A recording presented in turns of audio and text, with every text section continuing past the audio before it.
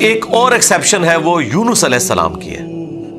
ان کے کیس میں تو اللہ تعالیٰ نے بالکل ڈیفرنٹ ایک فیصلہ فرمایا کہ یونس علیہ السلام کی قوم نے جب عذاب کے آثار دیکھے تو انہوں نے توبہ کی اور اللہ تعالیٰ نے ان سب کا ایمان قبول کر لیا، اور وہ قرآن میں آتا ہے کہ 1,00,000 سے بھی زیادہ لوگ تھے جو سارے کے سارے ایک دن میں مسلمان ہو گئے۔ یعنی یونس علیہ السلام کی سال ہر سال کی تبلیغ نے کوئی اثر نہیں دکھایا، جب عذاب کے آثار نظر آئے تو انہوں نے ایمان قبول کر لیا۔ یہ صرف یونس علیہ السلام کی قوم نہیں، باقی قوموں کے بارے میں بھی سورۃ الانبیاء میں آیا کہ جب کبھی بھی رسولوں کے مخالفین پر عذاب آتا تھا تو مخالفین اس عذاب کے وقت پھر چیخیں مارتے تھے اور کہتے تھے کہ یا اللہ ہمیں ایک دفعہ چھوڑ دے، اب ہم تیرے نبی کو مانیں گے۔ سب سے بڑا خبیث فرعون، اس کے بارے میں قرآن میں سورہ یونس میں ہی ہم پڑھ چکے ہیں کہ اس نے بھی موت کے وقت کہا تھا کہ میں ایمان لاتا ہوں موسیٰ علیہ السلام کے رب پر، بنو اسرائیل کے رب پر، اور پھر اللہ تعالیٰ نے جواب میں فرمایا آن، اس وقت اب ایمان لے کر آیا، اس وقت ایمان لانا تجھے کوئی فائدہ نہیں دے گا۔ جو جامع ترمذی میں بھی حدیث ہے کہ موت کے غرغرے سے پہلے پہلے توبہ قبول ہے۔ یہ جو موت کا غرغرہ ہے نا، یہ امتوں کے کیسز میں عذاب کے آثار کا سامنے نظر آنا ہے۔ وہ پوری قوم کے لیے موت کے غرغرے کا وقت ہے، اگرچہ وہ ان پہ نظر نہیں آئی ہے، لیکن وہ اللہ کا فیصلہ ہو چکا ہے، وہ اب انہوں نے کنفرم مرنا ہی مرنا ہے۔ وہ آثار جب نظر آنا شروع ہوئے تو باقی قومیں بھی آہو بکا کرتی تھیں، اس قوم نے بھی آہو بکا کیا، اور اللہ تعالیٰ نے ان کے کیس میں وہ سن لیا اور انہیں بچا لیا۔ اور جب یونس علیہ السلام واپس آئے وہ تو دنگ رہ گئے کہ یہ کیا ہوا، میں تو انہیں عذاب کا وعدہ دے کے گیا تھا، یہ سارے کے سارے زندہ سلامت ہیں۔ اور اس سے بڑھ کر ان کو حیرانگی یہ ہوئی کہ وہ سب کے سب لوگ ایمان ملے ہیں۔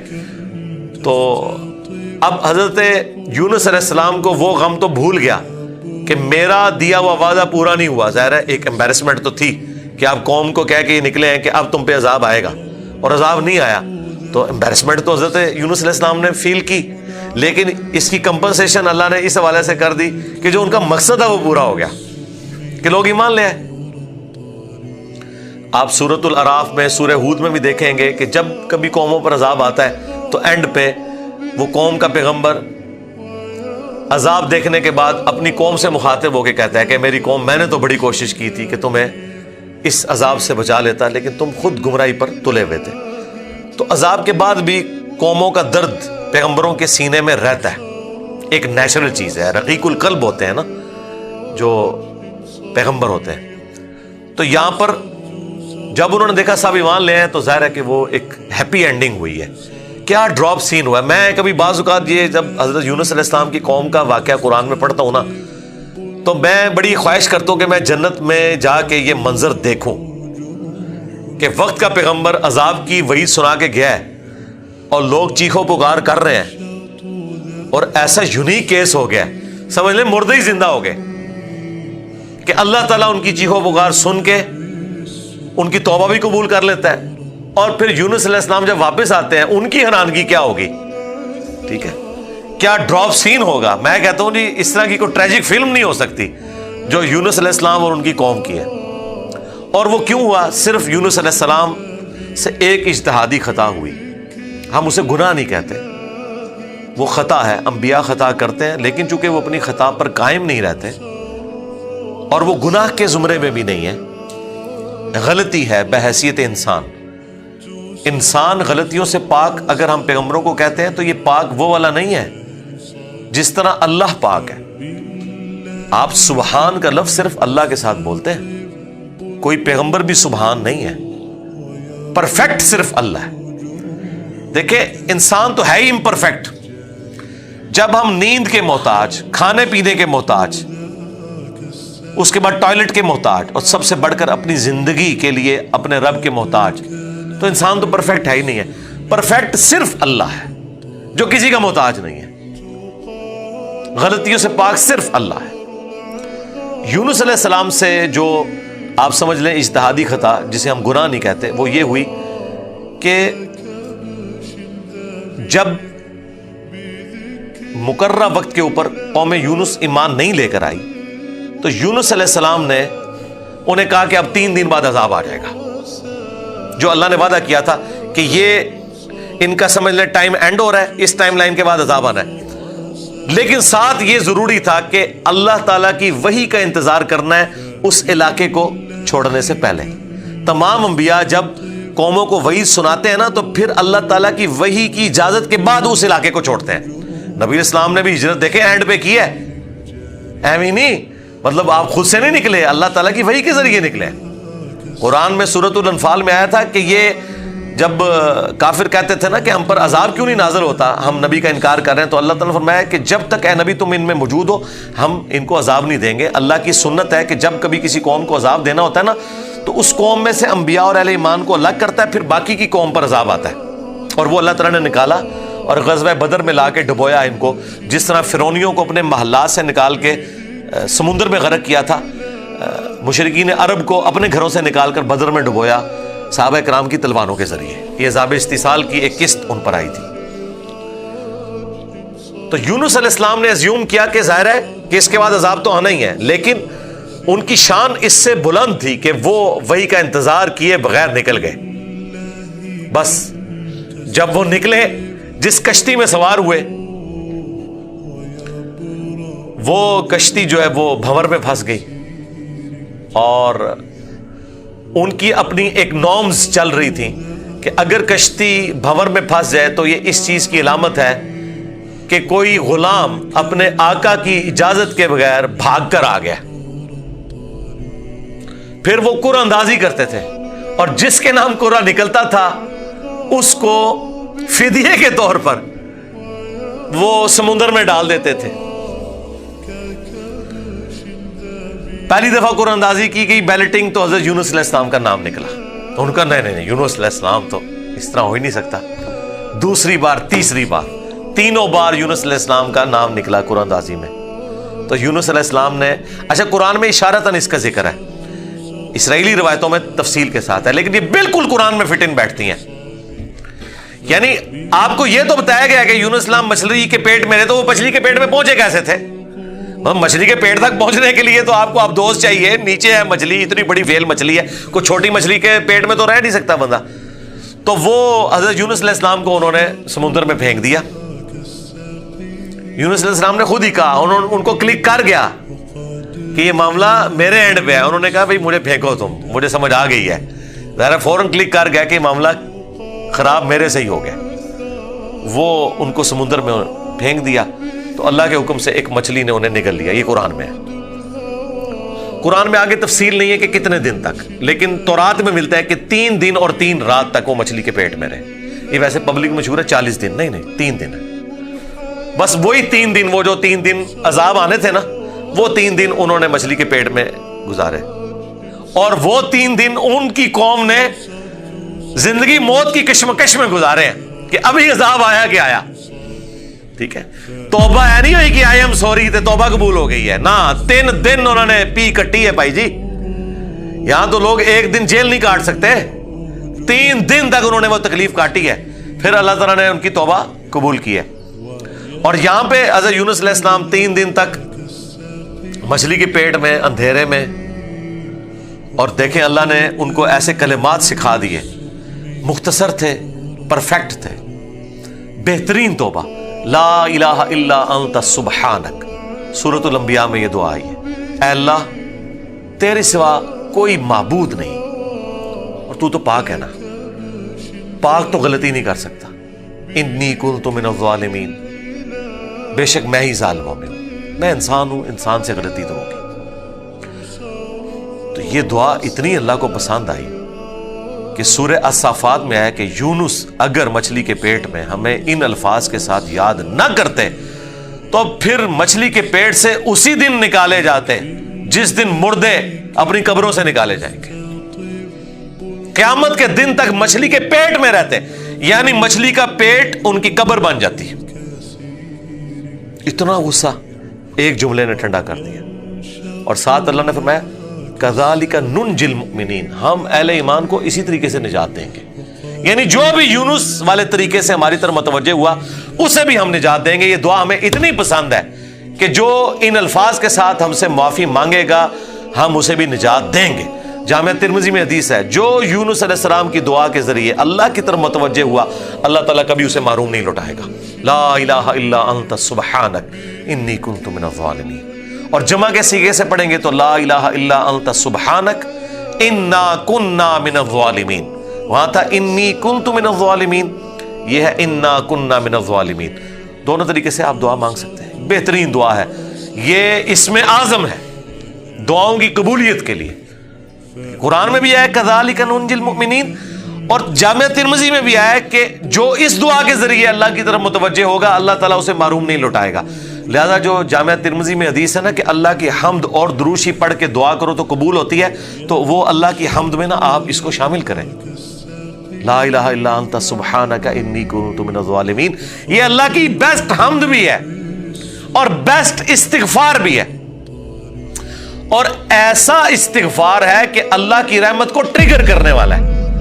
دیکھیں آپ نے اللہ تعالیٰ کی کس چیز کو ہائی لائٹ کیا ہے کہ یہ اللہ تو پاک ہے، تو غلطی کر نہیں سکتا، اس کی عظمت مان لی، اور پھر ساتھ ہی کہا کہ مجھے تو نے بنایا ہی ایسا ہے کہ میں غلطی کروں گا، تو دیکھ میں کمزور ہوں، میں مان رہا ہوں میں غلطی کروں گا، تو کر بیٹھا ہوں تو معاف کر دینا۔ اس سے بیسٹ انداز نہیں ہو سکتا اپنی غلطیوں پر معافی مانگنے کا۔ تو یہ حرز جاں بنائیں، لا الہ الا انت سبحانک انی کنت من الظالمین۔ یقین کریں یہ دعا آپ کے سامنے یونس علیہ السلام ہو، مچھلی کا پیٹ، گپ اندھیرا، 3 دن 3 رات، دنیا میں کوئی آ کے آپ کو ریسکیو نہیں کر سکتا، اور موت سامنے نظر آ رہی ہے۔ حضرت یونس علیہ السلام اسی طریقے سے بچے ہیں جیسے مردہ کو زندہ ہو جائے، اور یہاں لوگ کہتے ہیں بڑا گرم ذکر ہے جی، خوشبو لا کے کرنا چاہیے اور صاف ستھری جگہ۔ بھائی جس نے یہ کیا تھا اس سے زیادہ تعفن والی جگہ کوئی نہیں تھی، مچھلی کا پیٹ۔ یہ تو چلتے پھرتے، نہ اس کے لیے وضو ہونا شرط ہے، نہ اس کے لیے غسل ہونا شرط ہے، اس کے لیے صرف ایک نیک نیتی کے ساتھ اللہ کی طرف متوجہ ہونا شرط ہے کہ آپ مان لیں کہ آپ کمزور ہیں، طاقتور وہ ہے، آپ غلطی کریں گے وہ غلطی نہیں کرتا، آپ معافی مانگیں گے وہ معافی دینے والا ہے۔ اللہ بھی التواب ہے اور بندے بھی توبہ کرنے والے ہیں۔ اللہ کی توبہ یہ ہے کہ جب آپ اللہ کی طرف رجوع کرتے ہیں، توبہ کا مطلب ہوتا ہے رجوع لانا، تو اللہ آپ کی طرف رجوع لے آتا ہے۔ جو بخاری مسلم میں حدیث ہے کہ جو شخص توبہ کر کے اللہ کی طرف رجوع لاتا ہے تو اللہ کو اس شخص سے زیادہ خوشی ہوتی ہے کہ جو اکیلا ریگستان میں ہو، اچانک اس کی سواری غائب ہو جائے اور وہ اپنی موت کا انتظار کرنا شروع کر دے، اور پھر تھوڑی دیر بعد وہ سواری واپس آ جائے جس پہ اس کا سامان لدا ہوا ہے، اسے نئی زندگی ملے، اور وہ اتنا خوش ہو کہ اس کی زبان سے نکل جائے اے اللہ تو میرا بندہ میں تیرا رب، من شدت الفرح، خوشی کی شدت کی وجہ سے، حالانکہ اس نے یہ کہنا تھا کہ اے اللہ میں تیرا بندہ تو میرا رب۔ اس سے زیادہ اللہ تعالیٰ کو خوشی ہوتی ہے جو بندہ رجوع لے آتا ہے۔ تو یونس علیہ السلام کی دعاؤں کو آپ اپنے استغفار میں، اپنی صبح و شام کے اذکار میں، ہر جگہ اپنے تشہد کے اندر اس دعا کو پڑھا کریں، یہ بڑے بڑے مشکلوں کو آسان کر دیتی ہے۔ یار آپ دیکھیں ایک بندے کو اپنی موت سامنے نظر آ رہی ہے اور اس موت میں سے اسے زندگی مل جائے، بس جب آپ نا امیدی کے اینڈ پر پہنچے ہوں اور آپ کو کوئی امید نظر نہ آئے تو آپ یہ پڑھیں لا الہ الا انت سبحانک انی کنت من الظالمین۔ انشاءاللہ تعالی اللہ تعالیٰ اس مشکل میں بھی کوئی نہ کوئی ایسی راہ نکال دے گا جو آپ نے گمان بھی نہیں کبھی کی ہوگی۔ بہرحال وہ 3 دن اور 3 رات کے بعد یونس علیہ السلام کو مچھلی نے ساحل پر ڈال دیا۔ اب ان کا جسم کافی ڈیمیج ہو چکا ہوا تھا، قرآن میں آیا کہ ان کے لیے اللہ تعالیٰ نے کدو کی بیل اگا دی جو ان کے اوپر سایہ کی ہوئی تھی، کیونکہ بالکل لاغر ہوئے ہوئے تھے وہ، اور پھر دھوپ سے بچاؤ کے لیے وہ بیل بھی ان کو چاہیے تھی۔ پھر سسٹین ہوئے، جب واپس اپنی قوم میں آئے تو دیکھا کہ جناب سارے رفع دین نمازاں پڑھ رہے نے۔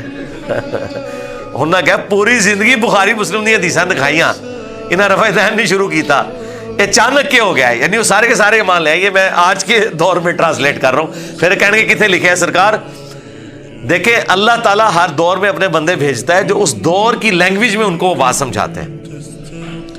تو انہوں نے دیکھا بھی انقلاب یہ کہاں سے آ گیا، سارے اونچی آمین کہہ رہے ہیں، سارے رفع الیدین سے نماز پڑھ رہے ہیں، سارے نے جڑے اپنی شلواریں چھونگ لیاں نے کیا ہو گیا ہے؟ تو پتہ چلا کہ جناب اللہ تعالیٰ نے معاف کر دیا ان کو.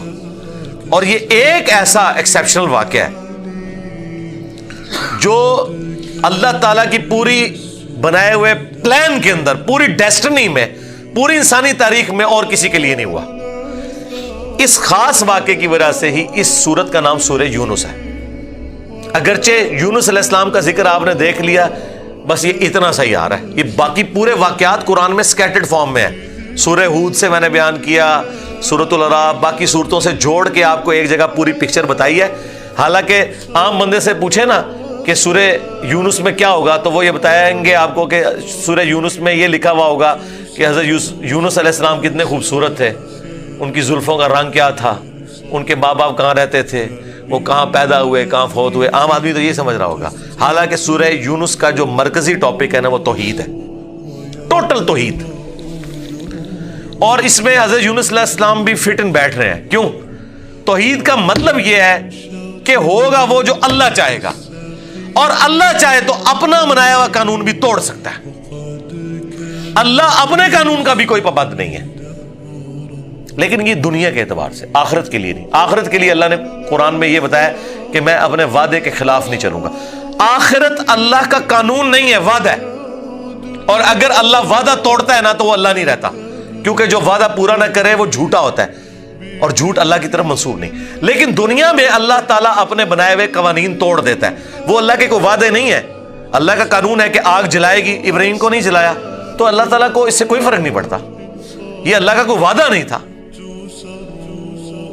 چھری کاٹتی ہے، اسماعیل علیہ السلام کو نہیں کاٹا، یہ اللہ کا قانون ٹوٹا. سمندر میں انسان غرق ہو جاتا ہے، موسیٰ علیہ السلام کے لیے راستہ بن گیا، یہ اللہ کا قانون ٹوٹا معجزے کے طور پر. آخرت میں کوئی قانون نہیں ٹوٹے گا. جو مواہد دنیا سے گیا، اللہ کا تابع فرمان، پیغمبروں کا مطیع، پھر اس پہ تقدیر غالب نہیں آئے گی کہ نہیں جی اے تیری میں ایک گل سنبھال کے رکھی ہے دادا تو زیرو نل ملٹیپلائی ہو گیا. نہیں، وہاں بھائی نیکیاں تولی جائیں گی. چاہے گناہوں کے پلڑے میں بڑے سے بڑا گناہ بھی آ گیا شرک کے سوا، اور نیکیاں بھاری ہو گئی تو اللہ تعالیٰ کسی کو یہ کہے گا کہ بھی نہیں کہ بالکل دوتے اے زیرو زیرو ہی بچے ہیں. نہیں، بس یہ میرا وعدہ ہے کہ میں بچا لوں گا. بلکہ اللہ کی تو رحمت اس سے بھی زیادہ ہے. وہ تو اپنے پیغمبر کی شفاعت سے جن کے نیکیوں کے پلڑے ہلکے بھی ہو جائیں گے ان کی بھی کمپنسیشن فرما دے گا اگر وہ شرک نہ کرتے ہوئے. انشاءاللہ تعالی ہمیں تو اللہ تعالیٰ بغیر حساب و کتاب کی جنت میں داخلہ عطا فرمائے. آمین. مع النبیین والصدیقین والشہداء والصالحین. آمین. بہرحال یونس علیہ السلام جب واپس آئے، انہوں نے یہ ساری بہاریں دیکھی تو ظاہر ہے کہ خوشی خوشی انہوں نے اس کو ایکسیپٹ کیا، اور اللہ تعالیٰ نے پھر اس کو قیامت تک کے لیے قرآن میں نقل کر دیا. اب یہ وہ الفاظ، اب یہ پورے واقعات آپ کے سامنے ہو تو اب آپ اس کا ٹیسٹ فیل کریں. اعوذ باللہ من الشیطان الرجیم، بسم اللہ الرحمن الرحیم. فلولا كانت قرية آمنت فنفعها ایمانها، بس کیوں ایسا نہ ہوا کہ کوئی بستی ایمان لائی ہو تو اس کو ایمان لانا نفع دے دیتا. یہ کبھی ہوا ہی نہیں ایسا. الا قوم یونس، سوائے قوم یونس کے، کہ یونس علیہ السلام کی اجتہادی خطا جو ڈیبٹ تھی وہ کریڈٹ بن گئی ان کے امت کے حق میں، کہ چونکہ ان کے وقت کے پیغمبر نے اللہ کی وحی کے انتظار کے بغیر وہ جگہ چھوڑ دی تھی، اللہ نے اس کا بینیفٹ ان کی قوم کو دے دیا.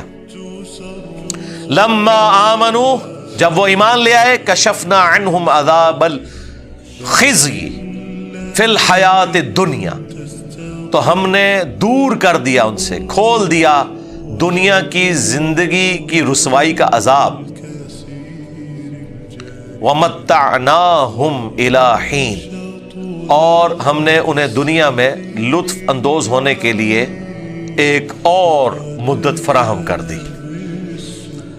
اللہم احسن عاقبتنا فی الامور کلیہا واجرنا من خزی الدنیا وعذاب الآخرہ. آمین. تو یہاں پر وہ عذاب ہم نے ان سے دور کر دیا، یعنی وہ عذاب آیا ہوا تھا، اس کے اثار نمایاں تھے، پھر اللہ تعالیٰ نے وہ کھول دیا. وہ جس شکل میں بھی تھا، کوئی بادل آئے ہوئے تھے، پھر کھول دیے. وَلَوْ شَاءَ رَبُّكَ لَآمَنَ مَنْ فِي الْأَرْضِ كُلُّهُمْ جَمِيعًا، اور اگر تمہارا رب چاہتا تو جتنے لوگ زمین میں آباد ہیں سب کے سب ہی مومن ہو جاتے۔ اس کا کیا مطلب ہے کہ اگر اللہ تعالیٰ زبردستی ہدایت دینا چاہتا، اس کا یہ مطلب نہیں ہے کہ اللہ تعالیٰ یہ چاہتا ہے کہ لوگ جہنم میں جائیں۔ یہ رسول اللہ کو سنگولر کے سیغے سے تسلی دی جا رہی ہے کہ اگر اللہ تعالیٰ نے زبردستی ایمان دینا ہوتا نا تو دے دیتا سب کو، لیکن اللہ تعالیٰ یہ چاہتا ہے کہ لوگ خود سے اپنی چوائس سے مجھے چوز کریں۔ افانت تکرہ الناس حتی یکونوا مؤمنین، تو اے نبی کیا آپ لوگوں کو مجبور کرنا چاہتے ہیں یہاں تک کہ وہ ایمان لے آئیں؟ یعنی آپ نے زبردستی نہیں کرنا۔ حضور ٹینشن ہی بڑی لیتے تھے کہ میں دعوت دے رہا ہوں لوگ قبول نہیں کر رہے، تو حضور کو کہا گیا آپ نے ٹینشن نہیں لینی، جنہوں نے جہنم میں جانا ہے جائیں۔ سورۃ البقرہ میں آیا کہ ہم آپ سے نہیں پوچھیں گے لوگ جہنم میں کیوں پہنچ گئے۔ سورہ طٰہٰ میں آیا کہ ہم نے قرآن اس لیے نازل نہیں کیا کہ آپ مشقت میں پڑھ دیں۔ ما انزلنا علیک القرآن لتشقى الا تذکرۃ لمن یخشی، یہ اس کے لیے ہے جو اللہ کی دھمکی سے ڈر جائے۔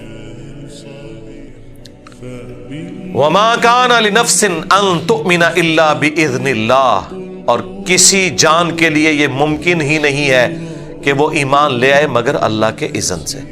مراد یہ کہ صرف کوشش بھی کوئی چیز نہیں ہے، اللہ کی طرف متوجہ بھی ہوں، تقدیر پلس کوشش دونوں مل کے کمپلیشن کی طرف جاتے ہیں۔ ربنا لا تزغ قلوبنا بعد اذ ہدیتنا وہب لنا من لدنک رحمہ انک انت الوہاب، آمین۔ وَيَجْعَلُ الرِّجْسَ عَلَى الَّذِينَ لَا يَعْقِلُونَ، اور اللہ تعالیٰ کی سنت ہے کہ وہ گندگی ڈال دیتا ہے ان لوگوں پر جو بے سمجھ ہیں، یعنی جو اپنی عقل کو استعمال نہیں کرتے ان پر اللہ گندگی ڈال دیتا ہے، انہیں حق بات سجائی نہیں دیتی، اور دوسروں کو اللہ تعالیٰ ان کی کوشش کی سبب ایمان دے دیتا ہے۔ اس کو آپ دنیا میں مثال سے سمجھیں، ایک ہی بارش برستی ہے نا، زرخیز زمین پر برستی ہے تو وہاں سے کھیتی نکلتی ہے، اور گندگی کے ڈھیر پہ جب وہ بارش پڑتی ہے تو بدبو نکلتی ہے۔ اس میں بارش کا قصور نہیں ہے، اس گندگی کے ڈھیر کا۔ ایک شخص نے اپنے آپ کو خود گندگی کا ڈھیر بنا لیا کہ اس نے حق بات قبول نہیں کرنی، تو اس کا اینڈ رزلٹ یہی نکلنا ہے کہ اس سے آپ پورا قرآن گزار دیں، اس سے کوئی فرق نہیں پڑے گا۔